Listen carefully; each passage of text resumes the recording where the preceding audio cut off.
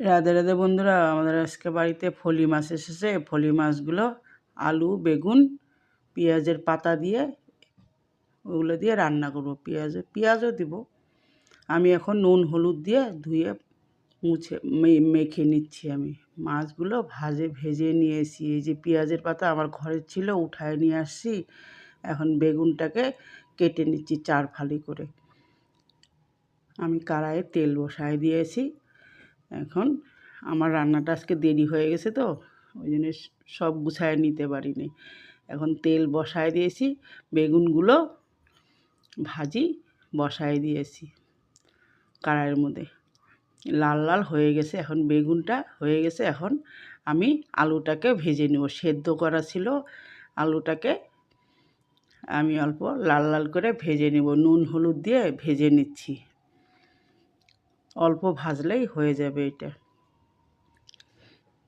আমি কিছু পেঁয়াজের পাতা নিয়ে আসছি গাছের থেকে, উঠায়ে পেঁয়াজের পাতাটা দিয়ে বানাবো ফলি মাছগুলো।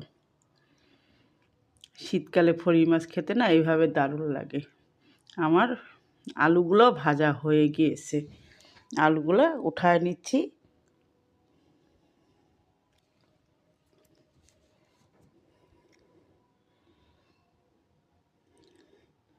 এখন এই কড়াইয়ের মধ্যেই এগুলো লাগিয়ে আছে, কিছু হবে না। আমি এর মধ্যেই কালো জিরে একটা শুকনো লঙ্কা দিয়ে দিয়েছি। এখন টমেটো, একটু পেঁয়াজ দিয়ে দিয়েছি, নাড়াচাড়া করছি। এখন আমার ধনিয়া, জিরা, শুকনো লঙ্কা, কাঁচা লঙ্কা লাগছে আমার। এইটাই মশলা মিক্সি করে ঢেলে দেবো আমার, আর বেশি মশলা দেবো না। আমি এখন টমেটো পেঁয়াজটা হয়ে গিয়েছে, লাল লাল হয়ে গিয়েছে। আমি এখন মশলাটাকে ঢেলে দিয়েছি, মিক্সি ধোয়া জলটাকেও ঢেলে দিব। এভাবে বানিয়ে নিয়েন, খেতে না ভালো লাগে। আমি ভাজা আলুগুলো দিয়ে দিয়েছি। এখন পেঁয়াজ পাতাগুলোও, ভাজা আলুটা নাড়িয়ে চাড়িয়ে নিয়ে পেঁয়াজ পাতাগুলোও দিয়ে দিলাম, পেঁয়াজ গাছগুলো।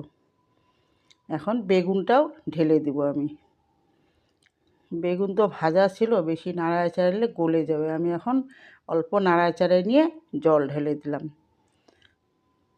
এটা বেশ মাখা মাখা চচ্চড়ি টাইপের হবে আর কি, অত জলও দেওয়া যাবে না।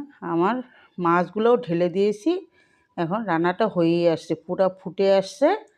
এখন মাছগুলো ধনিয়া পাতা দিয়ে